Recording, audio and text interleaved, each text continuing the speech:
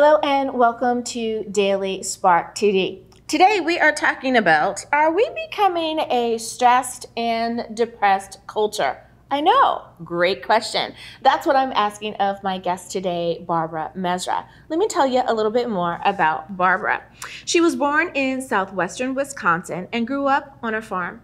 She worked over 20 years in a variety of hospitals and clinics as a clinical laboratory scientist. When computers took over the laboratory, she changed careers, earning her master's degree in special education. For the past 15 years, she has been teaching special needs students in rural Wisconsin. She's the author of From Despair to Hope and Healing, One Woman's Journey in Poem. Thank you so much, Barbara, for joining me today. Thank you for having me. I love the topic that we're going to talk about today, and I think that our listening audience, our viewing audience, is going to enjoy as well.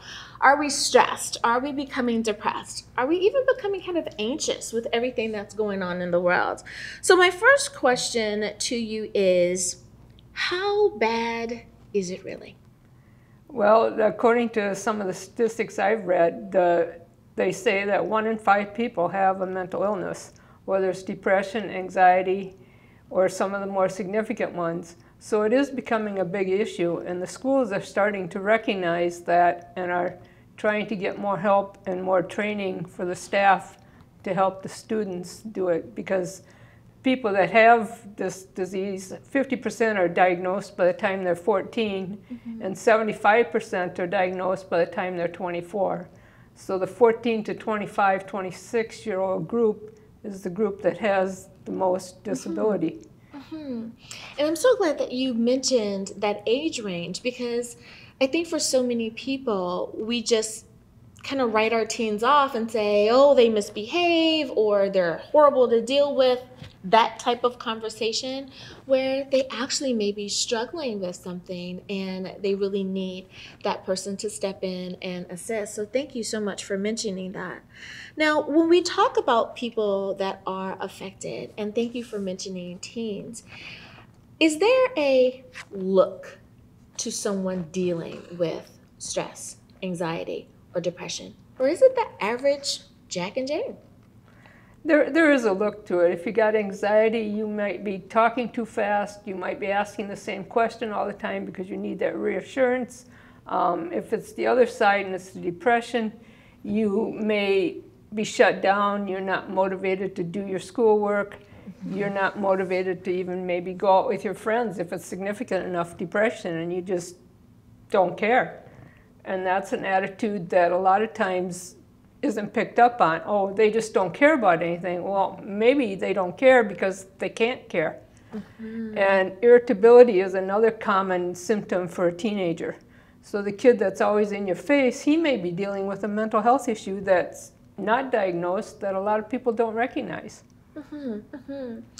Is one thing that the adults that are in the lives of our teens, do you think that we could, and just your opinion, do you think that we could do a better job at listening to our teens?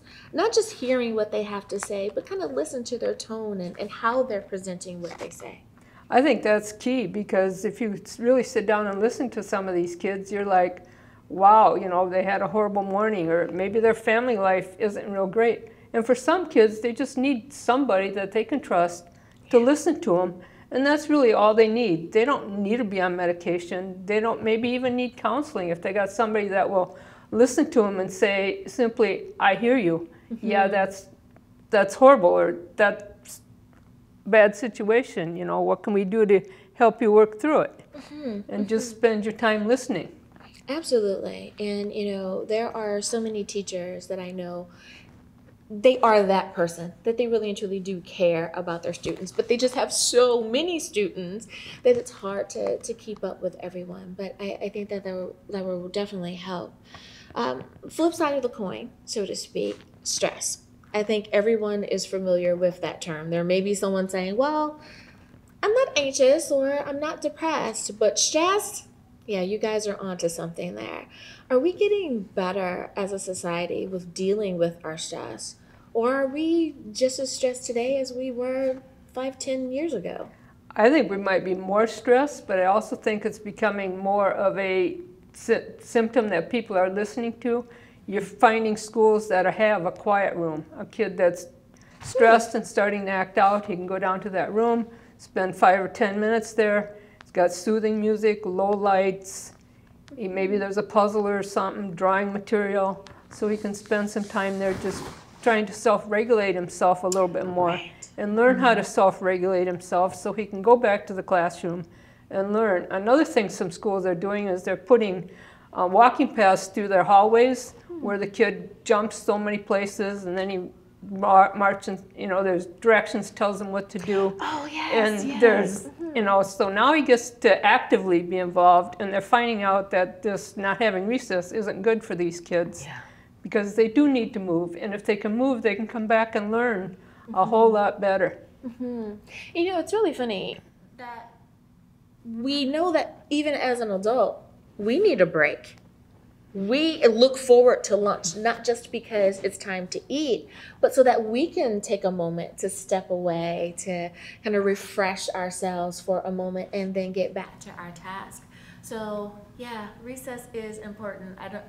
To everyone, not just to kids, but for adults as well. It is. You know, I teach at the high school, and some of my kids, I've had them do push-ups, I've had them do sit-ups, because they just need to move. And some kids, I even let out, if I can trust them, let them go and run around the school building 3 times and come back in. And those are some strategies I've used with the kids I've worked with. That can work wonders. I love that idea. Well, it is time of taking a bit of a recess. We'll be back right after this.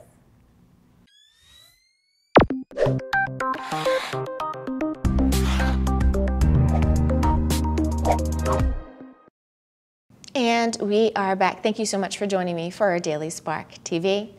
Barbara, question. We're talking about teens, but we also know that adults suffer from anxiety, depression, and stress.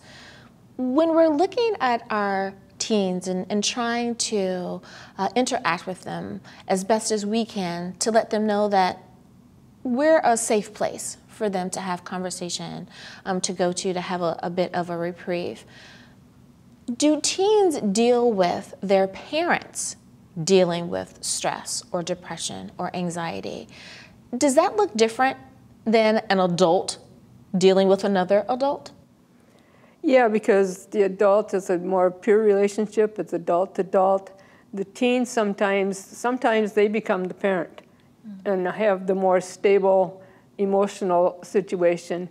And so now they're in an adult role that maybe they're not quite prepared for because they are only 14 or 16. And so they're trying to support a parent that has significant issues, not realizing that the parent's issues are going to affect them too because they're the people that are around the most. And we pick up on people's emotions and respond to them in various ways depending on our temperament and our emotional stability and ability. And that's something that, a version of that is what we deal with in my practice as well, with the learned behaviors, with how you pick up on what your parents do and you process that according to your ability to process that. You're definitely onto something there. Now, on the other side, dealing with adults, do men and women have a different way of dealing with what's going on? Well, the cliche is boys and men act out, women and girls act in, and there is some truth to that, which is why a lot of times in special education you see a lot more boys because they got caught acting out, and the girl that's acting in, who maybe even has more depression than anybody else in the room, is not picked up on because they're quiet, they don't say much, they're functioning at an acceptable level, and they just kind of get ignored because they're not letting anybody know that, gee, I'm feeling really sad, I don't want to live. And it can be pretty bad before a girl who acts in gets picked up on, whereas the boy that's angry and irritable and is in anybody's face, he's going to get picked up on right away. Right. Wow. I think the light is going off for someone going, wow, I never thought of it like that. That is so true. Now, have you found in your research that the socioeconomic level of when we're looking at students across our nation, does that have an effect as well? That certain school districts may be affected in a different way, or certain states are adversely affected in certain ways? I guess where I see the difference is not the number of kids that have the issues, because that's kind of pretty stable really, but the treatment. In the lower socioeconomic places, there's less support, there's less social workers, there's less places for these parents and students to get the help they need. Right.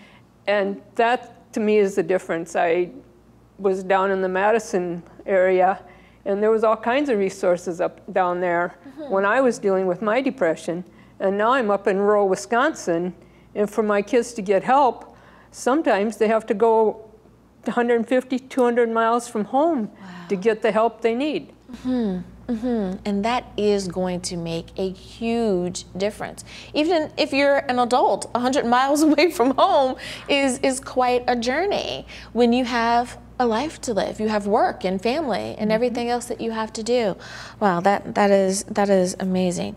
Now, when we look at the age of the person that we want to help or assist in any way, we've talked about teens, we've talked about adults, but does it have an effect on our seniors as well? I'm not real familiar with the senior thing. I'm sure it does. Isolation, I know, can be a real issue, which if you're depressed, you don't want to be around people, so now you're not only being naturally isolated because maybe your mobility is not so well, but now you're isolating yourself even more, and that can affect your health issues and any other type of issues you have there. For the older adults, it's really important that they stay connected socially, whether it's family, friends, whatever. You know, if you're able, get involved in your community. Volunteer. There isn't a school in the nation that would love to have a grandma reader or a grandpa reader come in. You know, and just that one-on-one interaction with this little kid may keep him from becoming depressed or anxious, because he's got somebody that's in his corner at least once a week. Even if it's just an hour once a week, it can make a huge difference for these kids. It really can. And you know, as you were saying that, it made me think about if the senior isn't dealing with it, but perhaps the teen is, perhaps that grandmother, that grandfather, or you know, that play mom or play dad, or however you want to go there, that might be the perfect person that you talk to. Perhaps you can't get 100 miles away to the professional, which we would want for you, of course, to go that route, but perhaps grandmother is only 20 miles away, and you may be able to spend some time with her or with him and give great advice. That is a wonderful way. So many times I think within our culture, we're so used to everything being so fast and being so quick, and we forget that there is a beauty in sometimes slowing down and being able to process. So what a great way to perhaps slow down and make cookies with grandma, or go fishing with grandpa, and just have some of that heart to heart and let some of that stuff out. So wow, thank you for reminding everyone of that. I love it. Now, one last question for you before we go to break, and you kind of touched on it, and that is dealing with depression from a personal perspective. When did you realize that this was a little bit more than just the blues? I was probably close to 30 when I really was able to accept the fact that it wasn't just the fact that I'm quiet and shy and reserved, because that's my temperament, that's who I am. But my silence was a whole lot more of depression than that.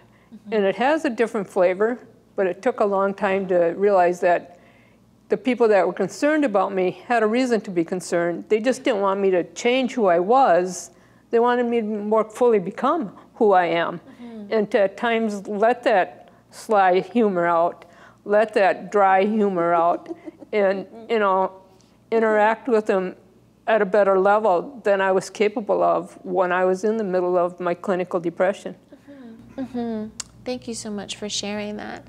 Well, it is time for us to take a very short break, but when we get back, we will continue talking about, are we stressed? Are we depressed? what's going on in today's society. We'll be back right after this.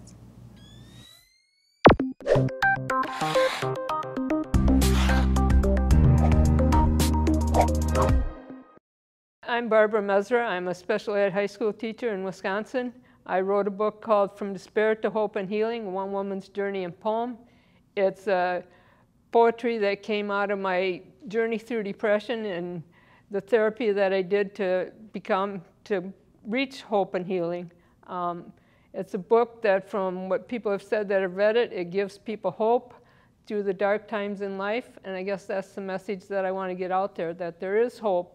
Even when the depression is bad, there's always that little spark of hope that can get people through things.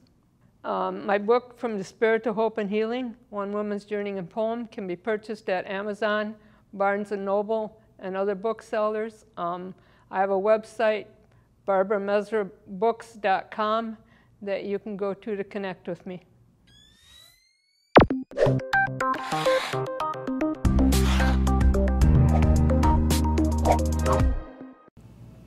And we are back. Thank you so much for joining us for Daily Spark TV. So Barbara, we were talking about realizing that this is more than the blues and your process along this. So many times, various health practitioners will give us certain things that we should or shouldn't do, be it that you're going to see a dietitian or a nutritionist, psychologist, or a licensed social worker. Each person gives a little bit of a different advice. What was some of the best advice that your professional mental health team gave to you that you found to be the most effective? Well, I was immediately, when I went to see a psychiatrist, I was immediately put on medication. And at that point, I was so depressed, I was just going to do whatever or nothing. But for me personally, without the medication, the talk therapy I needed to deal with some of the abuse issues, some of the other issues in my life, would have never been able to happen. Probably the best thing that has helped me in was the use of writing and journaling. And my therapist figured out pretty quickly that I'm easily hypnotized, and to be hypnotized, you need to cooperate. You can't just be hypnotized if you don't want to be. That's not going to happen. But it worked for me because it relaxed me enough to be able to talk. And then I would read my journal aloud to her, and that's a whole different thing than handing her the journal and saying, here, Absolutely. You read it. So then I had to process it that way too, and the writing was huge for me. That and exercise is huge for me. And I'm so glad that you mentioned the journaling, because I know that that's something that I suggest that my clients do. And just freestyle. Just get the thought out of your head onto the paper. Don't edit yourself. Don't stop yourself just to get it out. And the beautiful part is when you go back and you read it 6 months from now, you can see where you were, where you are now, and it's a beautiful way to gauge your progress. Even if you don't think that you've progressed any, you can go back and go, oh wow, I can't believe I said that on 6 months ago. I'm so much better now. So that is awesome. I'm glad that you had that experience as well. Now, did you find that writing your book was freeing in any way? Did it help you deal with what was going on in your personal life? The poems in my book were an integral part of my therapy. A lot of them came out of that. My therapist is the first person that saw most of them. And then as I started to share more when I was teaching, because they would have talent shows and they would ask me to read a poem or so, and then you had people coming up and saying, well, that's how I felt. That's the way I feel about that. It's nice to know I'm not alone. And I guess the point I really want to make with the book is, even in the darkness, there's a little bit of hope. And if you can just hang on to that little bit of hope, you can see the next day and the next day and make progress. And every time you have a good day or two, pretty soon you got 3 in a row. Yeah. And then you got a good week. And then you're thinking, well, maybe I can have a good month. And then you're making, maybe I can have a good year. Do you think that people are almost overwhelming themselves because they try to look at too large of a time span, as opposed to saying, let's see if we can just make it to lunch, as opposed to, okay, I have to make it to summer, or I have to make it till Christmas? Do you think that if we took smaller portions of time and kind of just use that as our milepost, that would help us? Yeah, because a lot of times when I was coming through the recovery process, I would get up in the morning and say, okay, I'm going to have a good day till noon. And then a month or two later, let's see if I can have a good day all day. And once you start stacking the good days and don't focus so much on the bad days, you see a little more hope. And then you can move that forward little by little. Absolutely. And sometimes we want it all cured right now, and it doesn't happen that way. You know, I still go through times of depression, but I know they aren't going to last. So I can get through them. And I still take my medication, because when I tried to get off of it, 3 of my students said to me, why are you so crabby all the time? And these were students I didn't have any trouble with. And it's like, whoa, wait a minute. Okay, they're This starting is to on notice. me, not on them. What do I need to do to change this around? And I went back on the full dose and never heard it again. And smooth sailing from that point forward. I love it. And you know, I love how our young people, their filter is, I'll give them the benefit of the doubt, it's thin. You know, it's not a thick filter, it's really thin. And they say whatever comes to mind. But sometimes their truth is refreshing. It might be a little startling or even off-putting sometimes, but it is still truth. And I appreciate them for that. Now, with all that you have been able to share and discover and conquer, have you found that your faith has played a part in any of that? The faith was huge, because without my faith, I'm not sure I'd even be here having this conversation. In the worst of it, my prayer was just help. That's all I could do. And obviously, I'm here discussing it. I'm sharing it in ways that a lot of people with depression can't do. Yeah. So hopefully I can bring them some hope. And without my faith, it wouldn't have happened. In fact, now instead of doing psychological counseling, I do spiritual direction, just to keep my faith moving forward and becoming deeper and deeper. Now, for the person who says, this has really changed my outlook or my understanding of perhaps what a loved one or friend is going through. For the person who this is really resonating with them, what are some first steps for someone who says, I think it's time for me to step out and take a more professional look at what's going on? What should they do? Find somebody you can trust, ask them, somebody that will listen to you, ask them, maybe they know somebody who's in counseling, maybe they know a counselor, a pastor of any kind.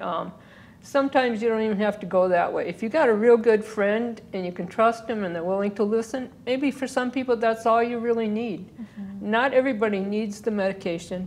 Not everybody needs years of psychological counseling, but sometimes we need 4 or 5 months of it, because we need somebody to listen to it and get us over that hump and onto something, a little better path. We pick up some skills and some different ways of dealing with life when we talk to the professionals. You can start with your doctor, your physician assistant. Maybe they know somebody. And just kind of network that way to find somebody that's a fit for you. And it's got to be a fit. Absolutely. Because if it doesn't fit, it's going nowhere. And I don't think that people realize that that interview process that you have with your medical team, be it that it is your general practitioner or your PA or your psychiatrist or psychologist, it really does have to be a fit.